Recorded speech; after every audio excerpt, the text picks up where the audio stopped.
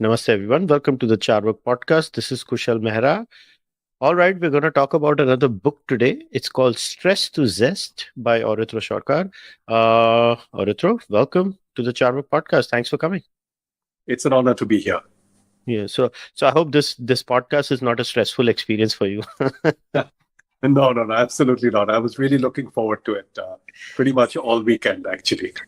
Well, so why focus on stress? Like what was so uniquely interesting about this whole aspect? Because from the point of view of a consumer, right? Stress is something that kind of everybody has their own definition of stress. So you start the book by defining it is something that I noticed. So why? First of all, where did the idea come from? And then it's your first time on the podcast. So I would also appreciate if you tell everybody a little bit about yourself, your journey. So over to you. Yes. Good morning and good afternoon from wherever you are. My name's Aritra Sarkar, and I'm an author who've just written a book called To Zest, Stories and Lessons for Personal Transformation. The idea for the book basically came when I personally suffered through excruciating stress myself during the pandemic period. And in particular, the context was I was an internet entrepreneur at that time, trying to raise funds for my startup. And I was just when the pandemic hit, everything went for a toss. All the investors who had lined up just, departed overnight. And I was left really like running helter-skelter, pillar to post, trying to raise funds from my house, where we couldn't really go anywhere because of the lockdown, right? And it was that time when I really, during my entire life, I think this was the first time where I felt really financially strapped, in a sense, because I also, had to mortgage my flat in order to sustain the startup, and and then the funds were just not coming.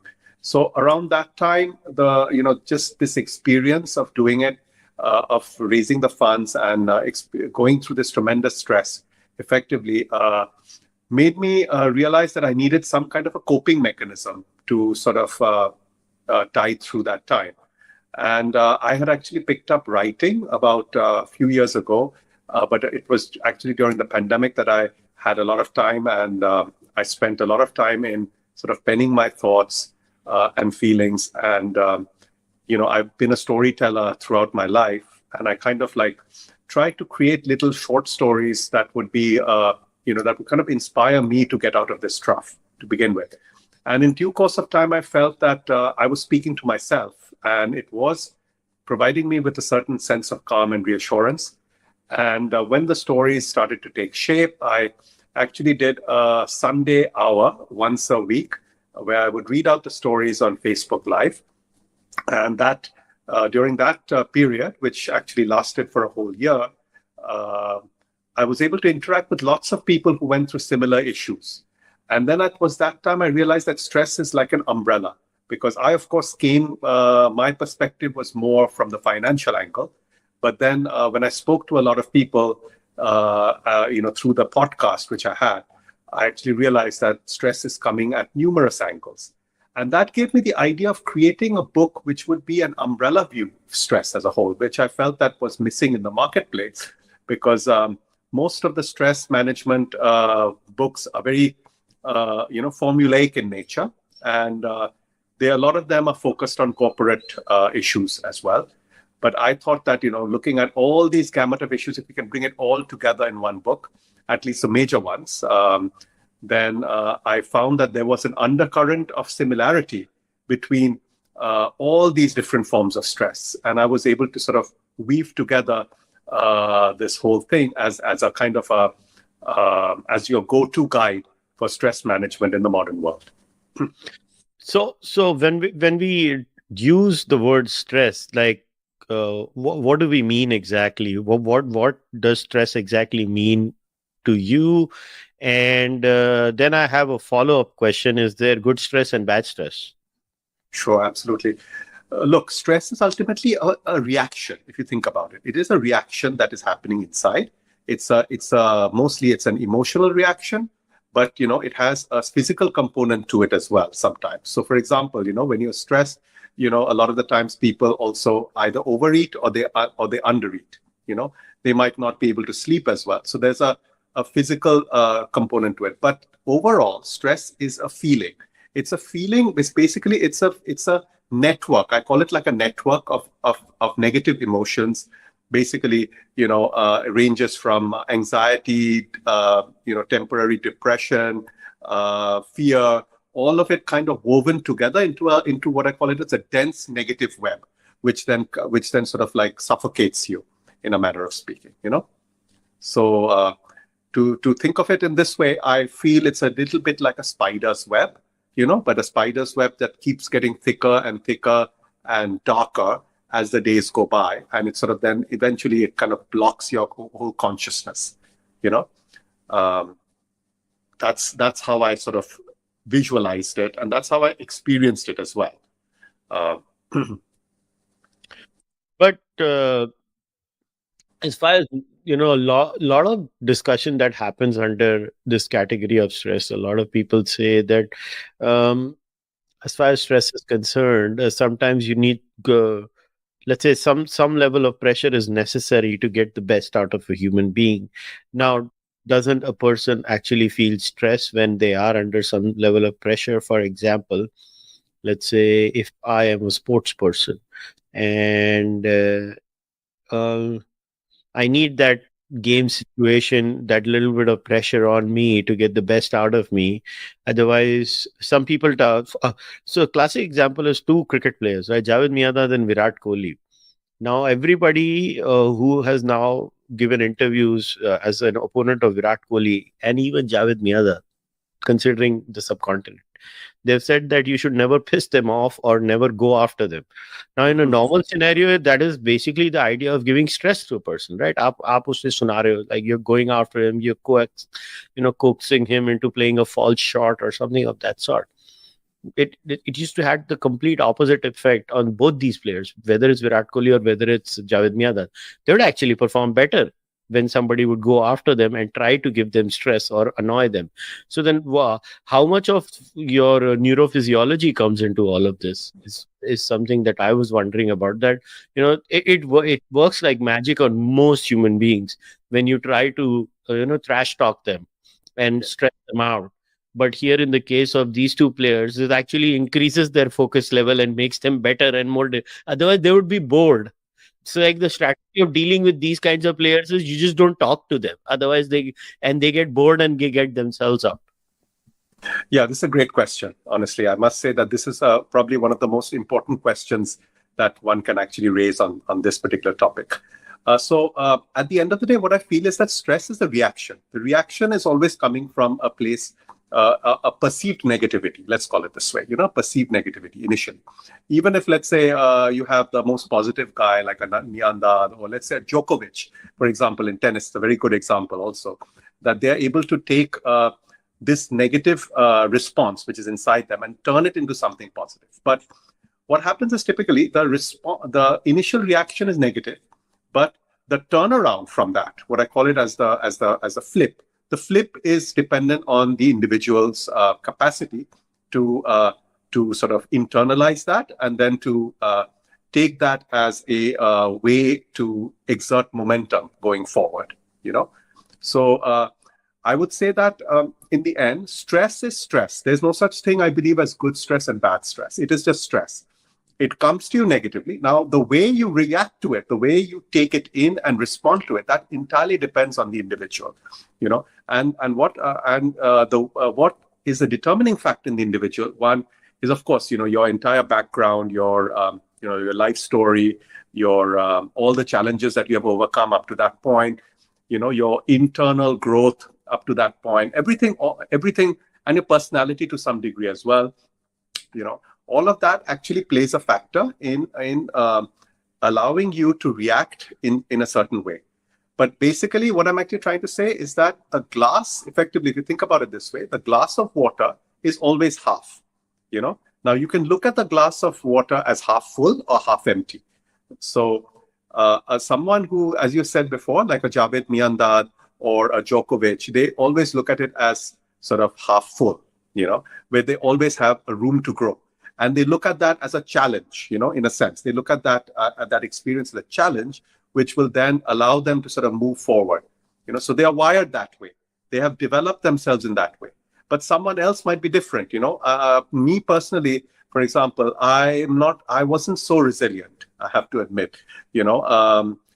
I do require a bit of course, I do require stress. Everyone requires stress, because that gives you sort of the impetus and platform to sort of move ahead. But my natural response, if I were to be very frank with you, is more casual. I like sort of things to move in a certain level of place of equilibrium, and I'm able to self-start myself. I'm able to be proactive. So I don't necessarily need a negative catalyst, but of course, if I have the negative catalyst, I will obviously look for ways to sort of improve and go beyond, right?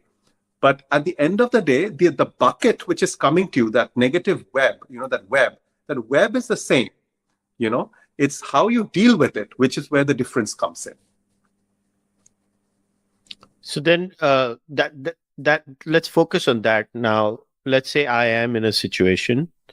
I know in your book you divide it into different categories where stress, parental pressure, societal pressure, etc., etc.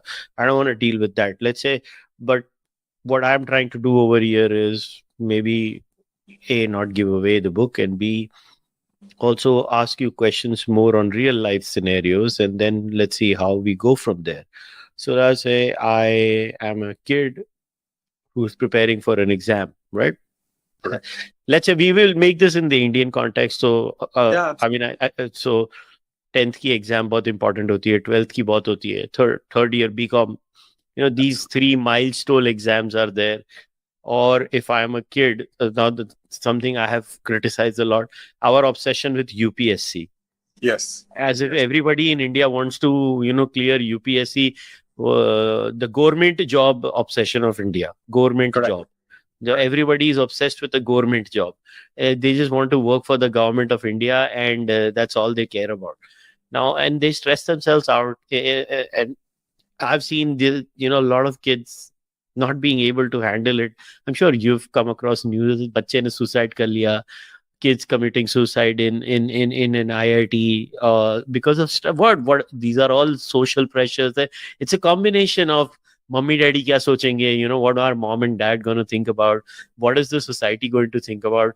Man, I had all my dreams put on in this one. And it's like, how does one cope in a scenario like this? Let's say if I'm a student and I'm going through these pressures. Yes, this is a very important issue, and this is covered in the book in one entire chapter called competitive pressure, and it exactly deals with this particular scenario of competitive exam, and actually, what I have actually felt in this, it's a very difficult problem, because it seems like there is no way to progress in life if you don't really clear one of these exams. That's on the surface of it. That's largely because most of the economic opportunities are essentially, what I call it as a secure employment opportunities, are sort of backlinked to performance in these competitive exams, because they get you through to the right institute, and then you attain a certificate which you can then use to get a job. Basically, that's the logic behind it. I think the realization in a person is to kind of believe that if the person has certain talents and certain potential, they need to actually work on that, and even if that means sort of perhaps going into a path which is considered to be socially not so secure, but the belief in oneself and one's potential has to be there, so that the person can go down that route, even if that means, sometimes going against what the society, what society as in, going against what the peer group or the parental circle tends to advise, and so my philosophy here is to sort of figure out what you love to do, which is your passion. It can be, anything, and then try to be good at it, and try to be try to improve yourself in it. And over a period of time, the opportunities will come to you, in that area. And when the opportunities do come, then you will obviously get a chance to sort of showcase your talent, learn from the experience, and move forward iteratively. But there is no real way of there's no real option but to follow the path of your true calling, in a manner of speaking. Fair enough. But then how does one manage it? That still remains the mystery, right? Let's say, human beings are human beings, and a lot of these proclivities, as more and more science comes out, are actually now giving us a Homo sapien, which is all of us, basically the species, Right. is a combination of how our genes react to our environment. So let's say all things remaining the same, I'm living in the same environment, but two different sets of genomes are going to react differently to that same environment. Let's say if and there are now some books are also coming on it. There is a lot of correlation between hereditary intelligence quotient also. Some people just get a lottery where, because of overall reasons. Let's say in the case of India, let's say in Bengal, because of the Bengal famine and many things other than the Bengal famine, many other habits in India that has led to, stunting, bad nutrition, and many other things. This just gives kids a bad deal when they're born in this world. It's not their fault, or they didn't choose to be the way they did, right? It's just a combination of factors where in India we have bad nutrition, then you have a very bad public schooling system, and then they come out. So how do those children deal with those factors? Sometimes life just sucks. How do you deal with that scenario where and you might be in a good situation, but then some genetic anomaly comes in? So how does one deal with that? So the main thing is you have to understand that we are not meant to react to the environment. We are meant to be essentially everyone, irrespective of where they're born. We are meant to be autonomous human beings, autonomous beings with the power of action, not the power of reaction. Actually. So when you really think about this way, then the real path is, irrespective of your state of life, is the real path is to be able to sort of listen and find your inner voice. And this is where the entire, the path of spirituality, the path of internal development comes in, and this actually will cut across, all income groups or all social classes. Because, let's say, a lot of people who are not in, let's say, privileged backgrounds may actually have a religious background in terms of, being able to, devote themselves to various religious practices. When you actually engage in, I'm not talking about necessarily doing religious practice, but anything which allows you to listen to your inner voice. Religious practice is just one of them, but it could be, as I said before, it could be art, it could be writing, it could be anything which calls out to you. You will find your true identity through that. Now, your basic question was that how do you manage the problems and the environmental dysfunctions that seem to be proliferating around us? And this is absolutely a valid question. The fact is that there are two powers that we have. The one power which we have is faith and belief. You understand that the environment that you have created around you is to a great degree. It's a great degree meant to sort of, irrespective of what it's meant to sort of challenge you to move to the next level, irrespective of what it is. It's meant for your growth, not for your destruction, irrespective of what it is. Even if it is very, very, very extremely negative, the fact is that you can still leapfrog that and move forward. Everyone has a path which is available to them, at that point of time. So the power of faith is very important, I think, to help in developing this engine of self-belief, which one requires to navigate through these challenges.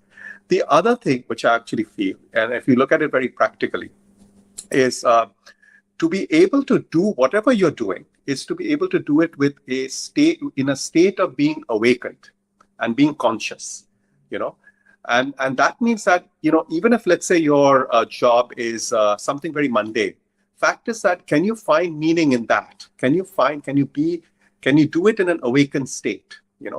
And when you do that, actually, there's something happens is you develop certain capabilities, certain qualities, which will help you in other ways, which you're not even able to realize at this point of time, and universe as a whole, as an ecosystem, then responds to your intentions. And that's what I believe, and ultimately, whether good things happen to you or not, that obviously we cannot say. Fact is that you progress, from a very spiritual path, from a very spiritual perspective, your internal perspective, you progress. And as typically what happens is, when you do progress, you are in a higher state of happiness, your life satisfaction is up, and the environment as a whole, what you have around you, is less important in the greater scheme of things. Fair enough. Now I want to get into maybe a bit of very specific detail of the book. Now, how would you define parental pressure, and how is it different from social pressure? What are the key differences there? So look, there's a very subtle difference. I mean, they are, as you said before, I talk about external stress, which is pressure that is applied from an external source, which could be society, could be parents, that's coming to you.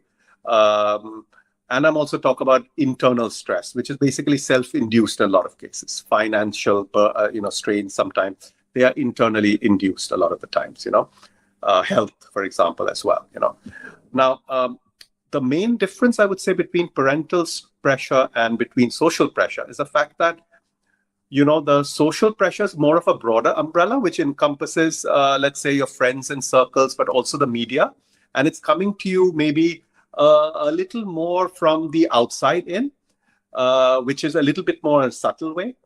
But the parental pressure is generally hard authority, typically, because you're interacting with the parents on a daily basis. They hold power over you to some degree because of, there's a hierarchy in our system between parents and children. So what they say typically has more of a impact on your life in terms of being able to influence your decision making than typically what, let's say, a peer group would say. And that this is more in the Indian context. Of course, there's more in the Indian and South Asian context, because our family structures are very authoritative in nature. You go to the Western world, for example, there the peer group is probably as powerful and impactful, along with the media, as the parents. So it's just the levels of authority, and the levels of authority will determine essentially how impactful that particular piece of advice or that piece of information is on you. Now, social science and a consistent replicated studies show that beyond a certain point, your peers tend to have way more influence on you than your parents do after a while in the bike. And it's very heartbreaking for parents to say, "Are, मैं मेरे बच्चों को control नहीं करता." हाँ भाई, आप नहीं करते. After a while, your kids are actually, basically a product of society and their peers, where it starts with their school, then it goes to, as we call it, college or university in India, and then your workplace environment. And actually, parents tend to have less and less influence on the children, and the peers tend to have more and more influence on the children. We're living in a very unique world. Now, I want to focus a lot of time on this one thing. Sure. That causes stress as far as children are concerned. It is social media. Correct. And that's where the peer comes into the most. Jonathan Haidt in his book has now shown some very credible research where social media has disproportionate effect on girl children than boy children. And the reason for that is how, from an evolutionary perspective, both men and women react differently to different situations. For example, if boys have a problem with each other, they usually tend to beat the crap out of each other and get over it in the next 5 to 10 minutes. That's just how men deal with their problems. They tend to be violent. Women on average are way less violent. The proof of that is, look at all the criminals.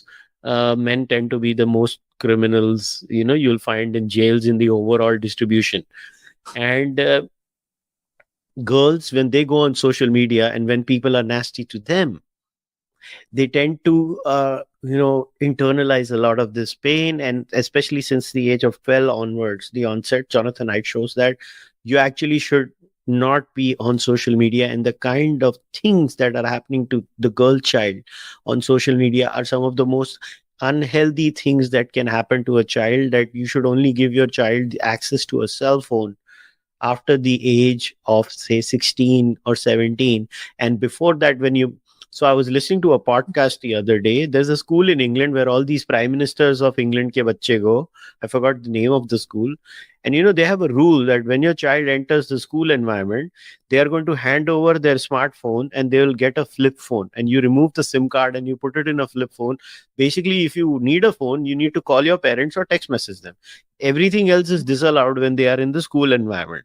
And a lot of schools across the globe are now taking on to this idea, and that they are going to reduce the access to the cell phone. So in your research for the book, how much did you focus on this aspect of stress, inducing stress? No, this is very much covered in my book and the chapter on peer pressure, social pressure, which is exactly about a girl who wants to actually follow wrestling as a calling, but because of a peer group, she's into more of the party lifestyle, and that creates havoc inside her, essentially. The main point is basically that, I don't blame technology. I think technology is a tool which can be used either positively or negatively, depending on one's intentions. The fact is that there is a very noisy social media and very toxic social media environment today, which is largely created by, I think, geopolitics and the way the corporate structure of, oligopolistic structure of the capitalistic market today. I think that's actually playing out through in these toxic manners. But I don't blame technology per se for this. I think that would be wrong to blame them for it. I think they basically they just basically give you the tools. The fact is that, as a person, as a young person, I think whether you're a girl or a boy, you are definitely privy to a lot of influences coming from the social media today. That's absolutely correct.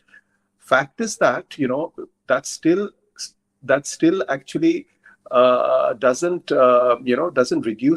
detract from the fact that as a person, you need to find your own voice, your own calling, independent of who your peer group is, and that's a truth which I think is, across socioeconomic groups, across genders, across age.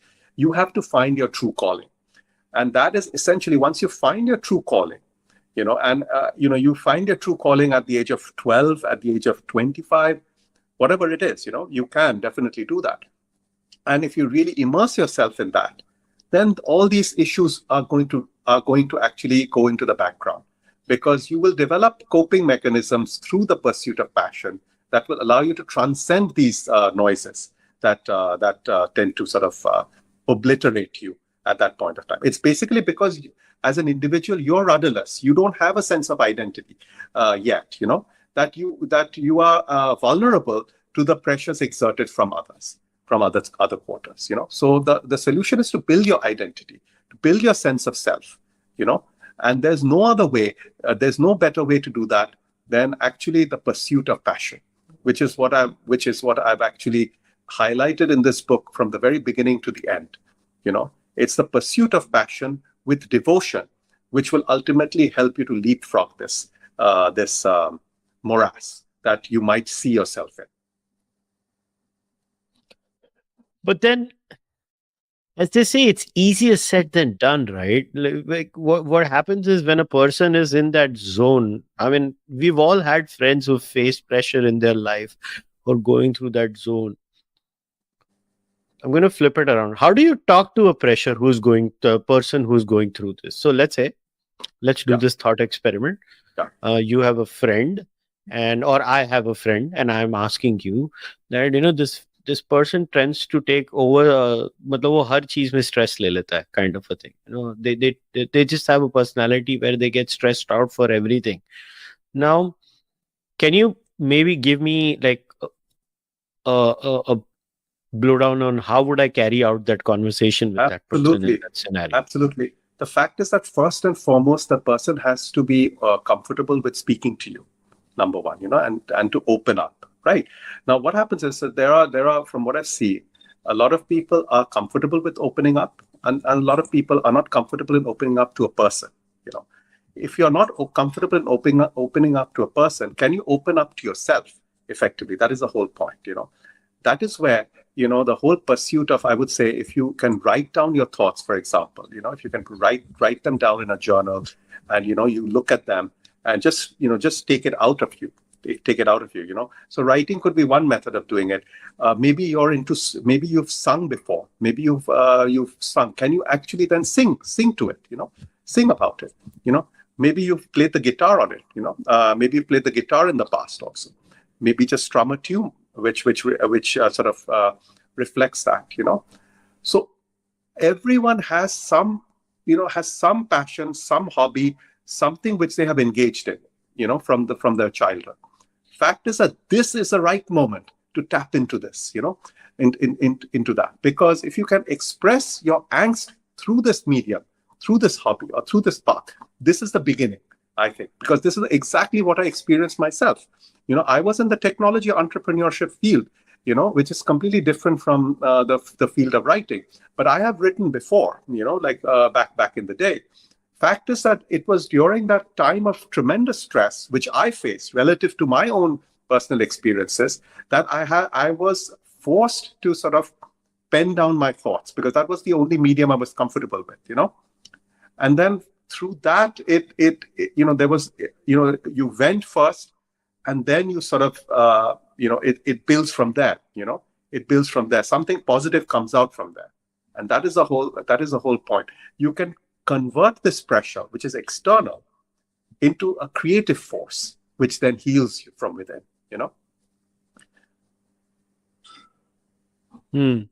So, but the one thing I've noticed is like when you talk to a person who's going through this, is the worst. They're the worst listeners on planet Earth.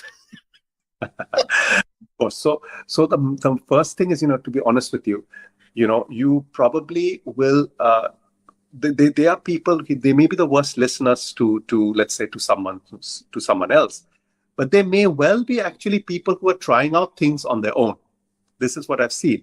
A lot of times, people who are very sort of walled off, from outside, and they don't have, doesn't seem to weigh in. They might be very internally focused on something, who you don't know. They might be oriented in that manner. The point is that if you can't speak to someone else, can you speak to yourself at least, And that is the whole point, I think. Because either way, whether you speak to yourself or whether you speak to externally, it's always best to have someone external, obviously. But, not everyone has the benefit to do that, right? But you always have yourself. Aapka to andar mein to what I say is your inner self is always there, right? The inner self, that is the real you, is always there. Try to have a conversation with that real self, right?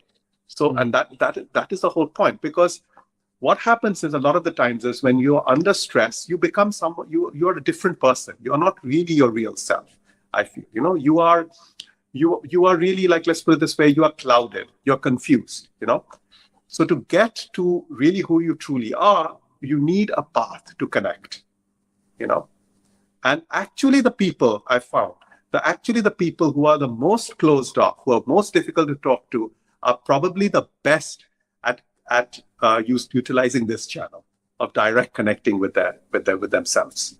Is it because they had no other option? They had to solve it themselves. They clearly were not listening to anyone else. Look, they might be perceiving it that way, right? It's actually not the case, but it is always, our maya, our illusion, right, of how things are. So they may feel that they are sort of in a helpless situation. Actually, they are not. There's always someone or the other to help. But the question is, are you really in a position to ask for it? I'm saying that, okay, no problem. Don't worry about it. At least start the dialogue with yourself. But recognize first that you are not yourself right now. That is the first thing. You are not yourself. If you can make that first assessment there, then you can start going with it. You cannot have this walled up ego which denies again, which denies everything to yourself. Now that is an extreme case. So then that first layer of ego has to get broken down. See, the key is that then one should know who his or her core personality is and what is the baseline, what is the real me. Again, people who are going through these emotional roller coasters, in my personal experience, are some of the most self-unaware people at times. I wonder, they are not sure about themselves. They are not sure about whether they can do X or Y or not. So the natural follow-up question to that would be, how do I know this is not myself? Do I know myself? Absolutely. There's a very simple exercise which one can do, which is basically, silent sitting. This is a practice which I'm part of a foundation called Oneness, and, we organize various workshops, and it's helmed by Sri Haritratna. And essentially, one of the simple techniques which has worked wonderfully for me is silent sitting, where you sit still in a place, in a place which is comfortable to you. Just close your eyes and simply witness your thoughts. Do not react. Do not ascribe any value to them, any judgment. Just let them flow. And effectively, the ones who are the most confused and the ones who are the most turbulent emotionally will not be able to do this for more than maybe even 1 minute, 2 minutes. Because there's so much noise that they will not be able to sit still. For some time. But if they cultivate this practice, let's say over a period of time, so you start with 1 minute, then you go up to 5 minutes, then you go up to maybe 10 minutes, 15 minutes, 20 minutes. There will come a time when you start to recognize where the truth of who you are, of how things are, the truth sort of comes to you, rather than you trying to search for it and trying to sort of drag it to you. It kind of, like, I would say, fills your canvas, in a manner of speaking, in a very organic way, And when you first have that experience, that will happen after a slightly more prolonged and disciplined, sessions. You will then be able to sort of move to the next level, because at least you will then realize that, yes, I am not myself, and this is why. The minute you're able to do that, then the next step solutions actually come into play. How much of diet has a role to play in this? Because in my opinion, Indians have probably got one of the worst diets on planet Earth. जो भी colonizer आया इधर, हमने उसके food items की worst चीज ले ली. I mean, Indians are obsessed with aloo, for example. Aloo, and a lot of Indians don't even know aloo came from someone outside. They don't even know that. They're like, अरे आलू तो हमारा है. अरे नहीं, तुम्हारा नहीं है भाई, किसी और का था. तुमने अपनी हर चीज में डाल दिया है आलू. I'm just kidding. We have a very carbohydrate heavy diet. We tend to have highly inflammatory foods in general. And how much of a correlation is there between your mental triggers and your food habits? Like, how now there is enough research to show that your gut and your brain, your neuronal connection to your gut are very much there. So don't you think your diet is also an equal? I'm not talking about stress for I am hungry. I'm talking about I am literally eating bad things, and that is generating neurophysiological changes. So, sir, I think one important thing to realize is that the mind, body, and spirit are not three separate entities. Like we always say, they are actually integrated into one, which makes you as a person. you are not simply your body, you are much more than that. You are actually, you are actually energy, your consciousness. Now, if you really go by that, then at the end of the day, it's the thoughts that you have, your intentions, which are triggering everything at the end of the day, your diet, your habits, everything. So the chicken, if you really see, I feel, if you're looking at a chicken and egg situation, I would say fix your inner thoughts, and then everything else will flow from there. Then you will realize yourself what you will need to do. You don't need external counseling for that. Our diet, actually, the Indian diet, the classical Indian diet, if you really see, is actually quite pure. There's nothing. We've got great vegetables and great fruits available everywhere. And irrespective of what people say, I think, I found this myself, that having a big, healthy intake of pure vegetables without mixing too much stuff in, and pure fruits is actually the best for us. And we need maybe a little bit of protein, not too much, actually, because we are not athletes for the most part, right? So we need a little bit of protein and a little bit of fat. Once in a while, we can indulge. But the dietary structures is there for us. I would say that when you, a lot of the food habits is based on a baggage that we carry a lot of the times.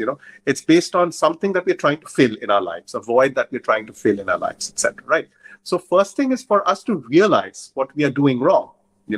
It's where we are going wrong, and that happens through the self-realization. When that happens, then we can actually make the corresponding changes in nutrition, sleep, and all of that, and then everything starts to move in cycles. So one last question before I let you go. So your last chapter is how to overcoming competitive pressure. Now I'll ask you, how do you get over the competitive pressure when you're an author? Let's say you're an author, you want to sell your books, then how do you get over that? How did you apply it to yourself? Well, this is a great question. Probably one of the most important ones, actually, which it took me a while to answer. Is the reason why I'm writing the book is not necessarily the primary reason is to not necessarily earn recognition, wealth, and rewards from society, but actually it is it is a dedication. It is a dedication to the philosophy of oneness, to my guru, to my parents. So when I actually create something, when I write something, it is a dedication, essentially. It is not. I'm not attached to the result of my work, and for me, the writing is a means of worship. It's a means of expressing my love, my devotion. And when I stay in this mindset, then the competitive pressure doesn't really make a difference at the end of the day, because I know that whatever I've done is I've done it for the right reasons, and the response that I will get is coming from the universe, which I will accept as a blessing. And that's essentially the simple. It's straight out of, I would say, it's straight from the Srimad Bhagavad Gita, in this regard. And that particular text, that particular book has the most timeless text. It's the most timeless and most beautiful text possibly ever written by man, because it has this nugget, which if you do apply to your life, I think is going to be transformative. So you focus on the act, don't obsess on the goal. It is a goal that induces the stress. The act actually does not induce the stress. I will say that focus on the process with devotion. The goal, you need to set goals, because actually, the goals are required in today's day and age to really to progress, right? You set your own goals according to what you. But you don't obsess on the goal. You focus on the act, right? You are not attached to the results of the goals. That's the difference. So let's say, for example, my goal is to write a really good book. Let's say, right? I write a really good book. Now, I'm not attached to the fact that I have to get an award from the book. I'm not attached to the fact that I have to be recognized by the Times of India or by the India Today group or win a Booker Prize, etc. Right? Those are attachments. That is what causes the pain. But not the goal itself. Because you see, if you say that, okay, I want to be a very good writer, so I have to work myself up to that level. And that is a process which I follow.